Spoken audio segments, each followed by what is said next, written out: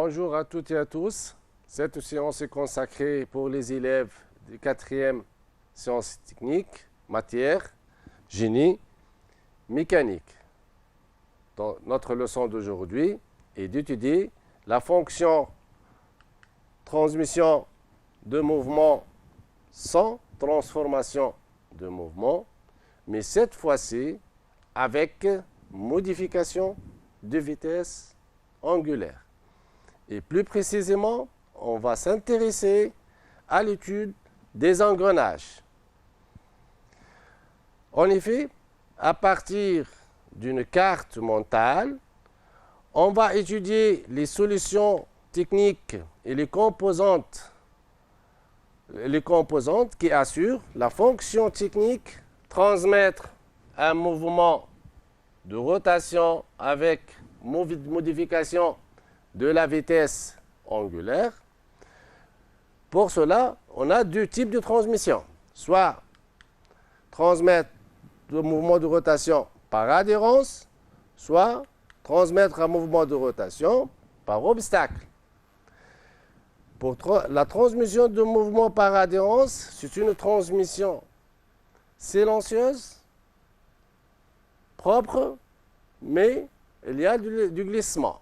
Par contre, pour la transmission de mouvement par obstacle, c'est une transmission sans glissement qui nécessite de la lubrification et bruyante. Les deux types de transmission sont utilisés dans le cas de deux arbres éloignés ou bien de deux arbres rapprochés. Pour transmettre un mouvement de rotation par adhérence entre deux arbres éloignés, on utilise un système polycroix. Pour les deux arbres rapprochés, on utilise un système roue de friction.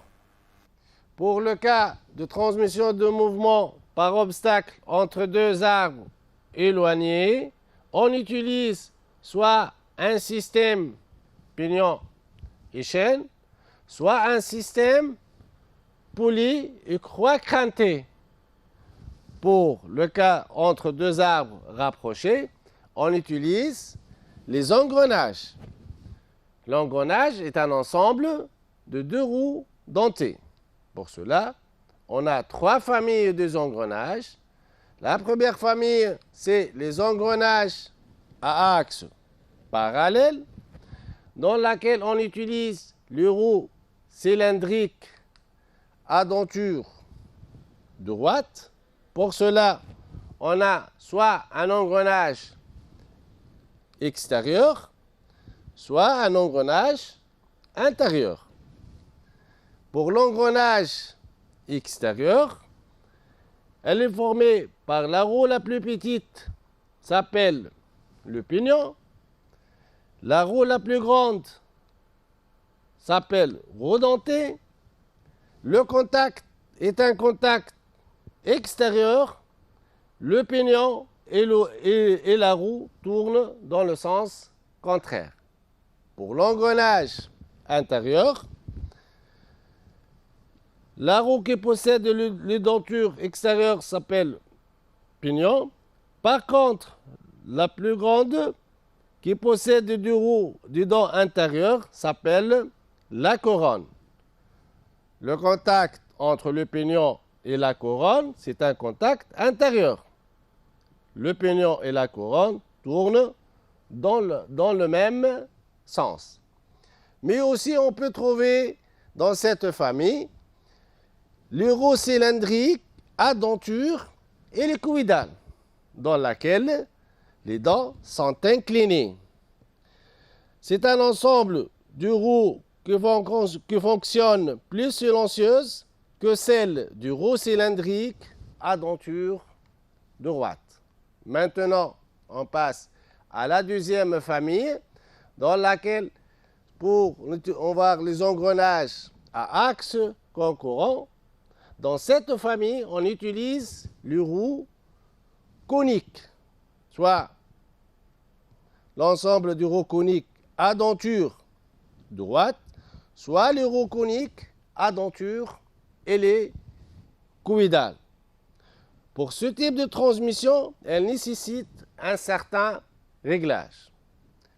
La troisième famille, c'est les engrenages gauche. Pour les engrenages gauche, on utilise un système roue et vis sans fin. C'est un système qui se caractérise par un rapport de vitesse très faible dans le mouvement d'entrée et de la vis. C'est un système irréversible, mais il y a aussi beaucoup de frottements. Pour améliorer la transmission de mouvement de ce système, généralement, on remplace la roue à denture droite par une roue creuse afin d'augmenter la surface de contact pour transmettre le couple important. Généralement, la vis est fabriquée en acier, la roue est en bronze. Et on peut trouver aussi ce qu'on appelle les engrenages gauche et le coïdal dans cette famille. Dans ce qui suit, on va s'intéresser à l'étude seulement des caractéristiques du roue cylindrique à denture droite. Passons maintenant, on va voir dans quelles conditions elles s'engrainent deux roues dentées. Deux roues dentées dans le cas de roues cylindriques à denture droite, soit dans le cas d'un engrenage extérieur, soit dans le cas d'un engrenage intérieur. Deux roues dentées cylindriques à denture droite ne s'engrainent que lorsqu'ils possèdent le même module. Remarque, pour les engrenages cylindriques à denture hélicoïdale, deux roues ne s'engrainent que s'ils possèdent le même module, mais aussi la même angle d'inclinaison des hélices. Ces hélices sont de sens inversé. Maintenant, pour le roue conique à denture droite, de même, deux roues ne s'engrainent si qu'ils possèdent le même module. Mais aussi,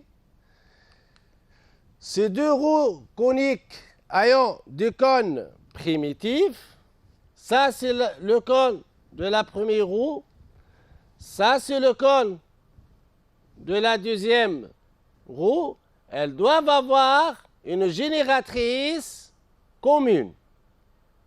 Et les sommets de cône soient confondus au point S. Pour que cette condition doit être réalisable, il est nécessaire d'avoir un dispositif de réglage. Pour cela, on utilise par exemple les cales de réglage, soit dans cette position, soit dans l'autre position.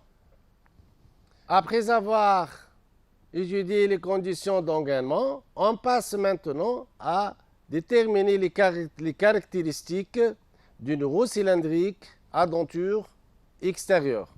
Commençons par le cas d'une roue à denture extérieure, qu'elle est caractérisée par un module, c'est un facteur déterminé par un calcul de résistance du matériau, avec le module M supérieur ou égal à 2,34, la racine carrée de la force tangentielle, c'est l'action de la roue 1 sur la roue 2, sur le coefficient K, c'est un coefficient de largeur de dents, généralement choisie entre 6 et 10, fois la résistance pratique à l'extension RPE. Le caractéristique suivante, c'est le nombre de dents Z. C'est un nombre qui est entier et positif. La caractéristique suivante est le pas, qui est égal à l'épaisseur de dents plus l'intervalle entre deux dents. Le pas est égal pi fois le module. Passons maintenant à la hauteur. La partie du supérieur de la hauteur, on l'appelle saillie, notée HA, avec HA égale au module. La partie inférieure de hauteur de dents s'appelle creux, noté HF égale à 1,25 fois le module. Donc, la hauteur de dents, c'est le saillie plus le creux, qui est égal HA plus HF égale à 2,25 fois le module. Passons maintenant au diamètre. Pour le diamètre primitif, sur le diamètre de contact entre deux roues, c'est égal le module fois le nombre de dents. Maintenant, pour le diamètre de tête, c'est un diamètre relatif au sommet de dents, notez DA égale au diamètre primitif D plus 2M. Pour le diamètre de pied relatif au diamètre au fond, le fond de la roue, notez DF, c'est égal à D moins 2,5 fois le module. Maintenant, pour la largeur de dents, B, c'est égal le coefficient K fois le module. Maintenant, on va voir les caractéristiques d'une roue à denture extérieure. On va voir c'est quoi l'anthrax. Un anthrax entre deux roues cylindriques à denture extérieure, c'est la distance entre l'axe de pignon et l'axe de la roue. Notez petit a. Cet anthrax, c'est égal au rayon de pignon, R1, rayon primitif de pignon R1, plus le rayon primitif de la roue dentée. C'est-à-dire, l'anthrax, c'est égal au diamètre primitif de pignon plus le diamètre primitif de la roue sur 2. C'est égal au module sur 2, facteur le nombre de dents de pignon plus le nombre de dents de la roue dentée. Et nous passons maintenant à voir le cas d'une roue cylindrique à denture intérieure, c'est-à-dire on va s'intéresser à voir les caractéristiques de la couronne. La couronne, elle possède les mêmes caractéristiques qu'une roue cylindrique à denture extérieure, sauf que au niveau de diamètre de tête et de diamètre de pied. Tel que cette couronne, elle possède un diamètre primitif D égale le module fois le nombre de dents. Pour le diamètre de tête, notre DA égale au diamètre primitif moins 2M. Par contre, pour une roue cylindrique à denture extérieure, le diamètre de tête, c'est égal D plus 2M. Maintenant, pour le diamètre de pied, notez DF égale D plus 2,5 fois le module. Par contre, pour un engrenage cylindrique à denture extérieure, le diamètre de pied df, c'est égal à d moins 2,5 fois le module. Pour l'entraxe entre la couronne et le pignon, c'est de même, c'est la distance entre l'axe de pignon et l'axe de la couronne, noté petit a. C'est-à-dire, cet entraxe, ça sera égal au rayon primitif de la couronne moins le rayon primitif de pignon. Ce qui nous donne que l'entraxe égale au diamètre primitif de la couronne moins le diamètre primitif de pignon sur 2. C'est égal au module sur 2, facteur le nombre de dents de la couronne moins le nombre de dents de la pignon. Faites attention, la valeur de l'entraxe, c'est toujours est positif. Après avoir étudié les caractéristiques du rond cylindrique à denture droite, on va passer maintenant à l'étude cinématique, c'est-à-dire on va calculer ce qu'on appelle le rapport de vitesse, soit deux roues engrainées. La roue 1, c'est la roue motrice qui possède un module M1, nombre de dents Z1, diamètre primitif D1, une vitesse angulaire oméga 1 ou une vitesse de rotation N1. Pour la deuxième roue, elle possède un module M2, un nombre de dents Z2, un diamètre primitif D2, une vitesse angulaire oméga 2 ou une vitesse de rotation N2. La transmission de mouvement par engrenage, c'est une transmission sans glissement. C'est-à-dire que la vitesse linéaire de la roue motrice au point M par rapport au bâti égale à la vitesse linéaire de la roue réceptrice 2 par rapport au bâti. Puisque la vitesse linéaire, c'est égal à la vitesse angulaire fois le rayon primitif de la roue, c'est-à-dire on peut avoir cette relation. La vitesse linéaire M au point M de 1 par rapport au bâti, c'est égal à oméga 1 R1, égal aux vitesses linéaires M2 par rapport au bâti, c'est égal à oméga 2 fois le rayon primitif de la roue 2.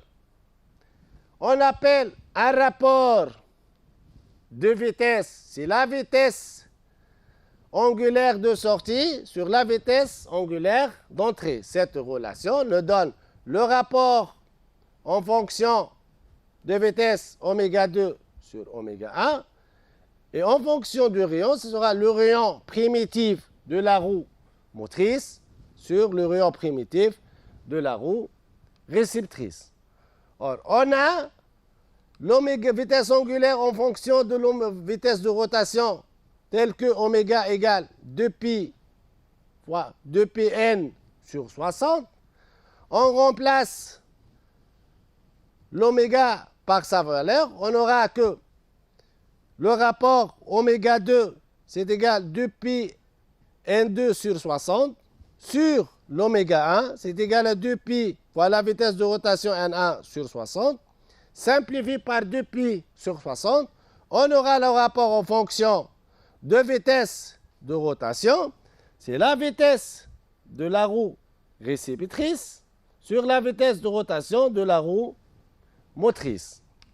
Maintenant, pour le rapport de vitesse en fonction de diamètre, c'est égal le diamètre primitif de la roue motrice sur le diamètre primitif de la roue réceptrice de 2. Ça, ce que nous donne qu'il est égal le module M1 de la roue motrice fois le nombre de dents de la roue motrice sur le module M2 de la roue réceptrice sur le module, sur le nombre de dents de la roue réceptrice. On sait que deux roues, pour qu'ils s'engrainent, elles doivent avoir le même module, c'est-à-dire M1 égale à M2. Simplifié par M1 et M2, on peut avoir le rapport de vitesse en fonction du nombre de dents sur le nombre de dents de la roue motrice Z1 sur le nombre de dents de la roue réceptrice Z2. On va résumer maintenant tout ce qu'on a vu précédemment. Donc, pour un rapport de vitesse entre deux roues, on aura le rapport de vitesse de la roue 2 par rapport à la roue 1. C'est égal la vitesse angulaire de la roue réceptrice oméga 2 sur la vitesse angulaire de la roue motrice oméga 1. Elle est égale aussi à la vitesse de rotation de la roue réceptrice N2 sur la vitesse de rotation de la roue motrice N1. Si on va utiliser le nombre de dents, c'est égal au rapport inverse de nombre de dents de la roue motrice sur le nombre de dents de la roue réceptrice Z2. En fonction du diamètre, c'est égal le diamètre primitif de la roue motrice sur le diamètre primitif de la roue réceptrice. C'est-à-dire, on peut déterminer que dans le cas général, le rapport de vitesse, c'est égal à la vitesse de rotation de la roue menée, c'est-à-dire la vitesse de rotation de la roue réceptrice, sur la vitesse de rotation de la roue menante, c'est-à-dire la vitesse de rotation de la roue motrice. En fonction du nombre de dents, sera égal Z de la roue menante sur le nombre de dents de la roue menée. Ça, c'est un rapport de vitesse pour un seul couple d'engrenages. Maintenant, si on va déterminer le rapport de vitesse pour un train d'engrenage, c'est-à-dire pour plusieurs roues dentées engrenées entre elles. Donc, voilà un exemple d'un système qui possède un certain nombre de roues dentées dont le mouvement qui va commencer à partir de l'arbre rouge. Regardez, ça c'est l'entrée. Regardez le cheminement de mouvement. Comment se transmet le mouvement de l'arbre d'entrée vers l'arbre qui est en jaunâtre, c'est l'arbre de sortie. Donc si on va commencer à suivre le mouvement d'entrée, c'est à partir de la roue qui est en rouge, notez 1, qui transmettre son mouvement à cette roue. On l'appelle la roue 2. La roue 1 entraîne la roue 2, c'est-à-dire la roue 1, c'est la roue motrice. La roue 2, celui qui va recevoir le mouvement, c'est la roue réceptrice. On sait que deux roues engrenées, et donc il y a un rapport de vitesse entre elles. En fonction du nombre de dents, c'est Z entrée sur Z sortie. Ça, ce que nous donne que on a ça, le rapport R1 qui sera égal à Z1, Z motrice sur Z2, la Z réceptrice.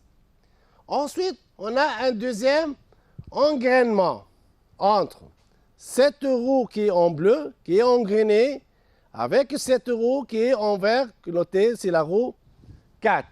Ici, la roue 3 entraîne la roue 4, c'est-à-dire la roue 3, c'est la roue motrice, la roue 4, c'est la roue réceptrice. Il y a un engrainement entre ces deux roues, c'est-à-dire il y a un rapport de vitesse qui sera égal Z entrée, c'est le Z3, sur Z sortie, qui est Z4. Maintenant, on va voir aussi qu'on a un autre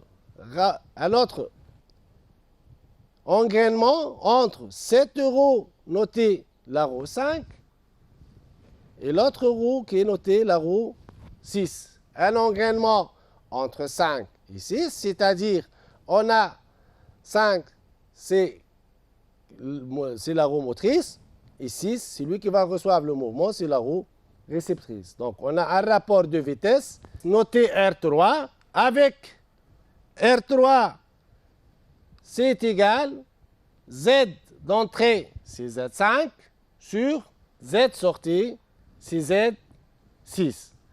Maintenant, si on veut déterminer le rapport global entre l'arbre d'entrée et l'arbre sortie, il faut multiplier les rapports intermédiaires entre l'entrée et la sortie. C'est-à-dire, le rapport global sera égal au rapport intermédiaire R1 fois le rapport intermédiaire R2 multiplié par le rapport intermédiaire R3 qui sera égal à le rapport RA Z1 sur Z2 fois le deuxième rapport Z3 sur Z4 fois le troisième rapport Z5 sur Z6 qui est égal aux vitesses de rotation de sortie sur la vitesse d'entrée.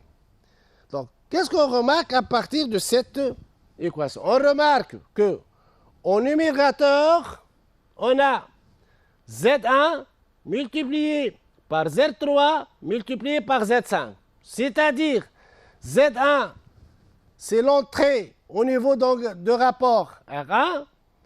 Z3, c'est l'entrée au niveau du deuxième rapport. Z5, c'est l'entrée au niveau du troisième rapport. Et au niveau du dénominateur, qu'est-ce qu'on constate? On remarque que Z2, c'est la sortie du premier rapport. Z4 est la sortie du deuxième rapport.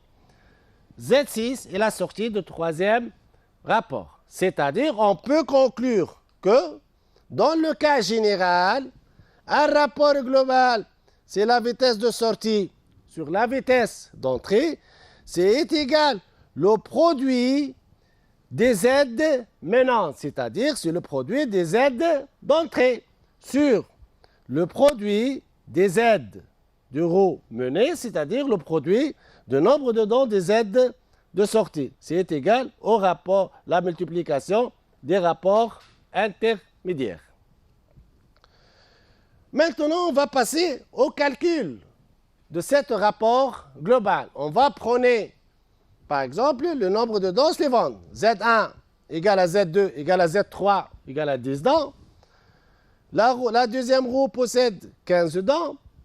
La quatrième roue, 20 dents. Et la sixième roue possède 25 dents. Si on va calculer le premier rapport, qui est Z1 égale à Z1 sur Z2, c'est égal 10 sur 15 est égal à 2 tiers. Pour le deuxième rapport, c'est égal à Z3 sur Z4, c'est égal à 10 sur 20, c'est égal à 1 demi. Pour le troisième rapport, Z5 sur Z6, c'est égal à 10 sur 25, c'est égal à 2 cinquièmes. Si on va appliquer les règles qu'on a vues pour déterminer le rapport global, est égal le produit de Z menante sur le produit de Z mené, où on va multiplier les rapports intermédiaires entre elles. Donc on aura, donc ça c'est la relation, donc on aura cette valeur. Donc on va avoir un rapport global, c'est égal à 2 quinzièmes. On va calculer ce rapport de vitesse globale, on va essayer d'avoir le type de ce système. C'est-à-dire, est-ce qu'il s'agit, c'est un réducteur ou bien un multiplicateur de vitesse? Qu'est-ce que ça veut dire? Un réducteur, un système ID réducteur, c'est-à-dire la vitesse à la sortie est inférieur à la vitesse d'entrée.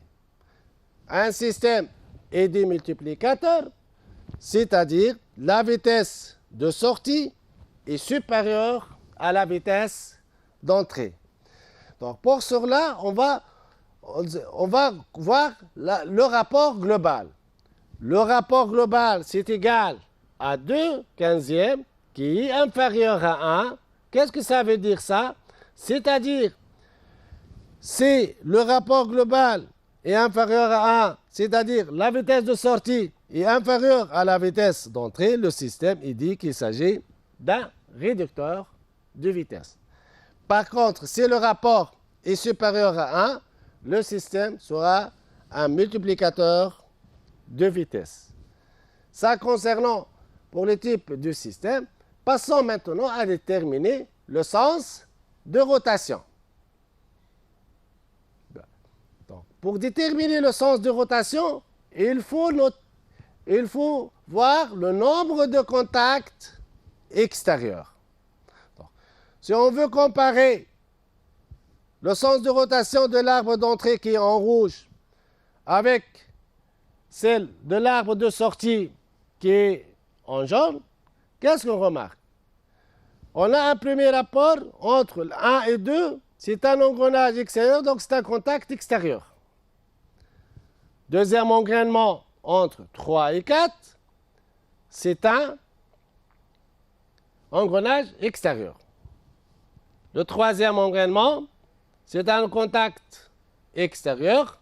Donc ici, qu'est-ce qu'on a? On a 3 contacts extérieurs. Qu'est-ce qu'on constate d'après le dessin? On remarque que le sens de rotation de l'arbre d'entrée et l'arbre de sortie, elle tourne dans le sens contraire. Ça qui nous permet de conclure que lorsque n est impair, l'arbre de sortie tourne dans le sens contraire que celle de l'arbre d'entrée. Mais lorsque le nombre de contacts qui est pair, l'arbre de sortie tourne dans le même sens que l'arbre d'entrée.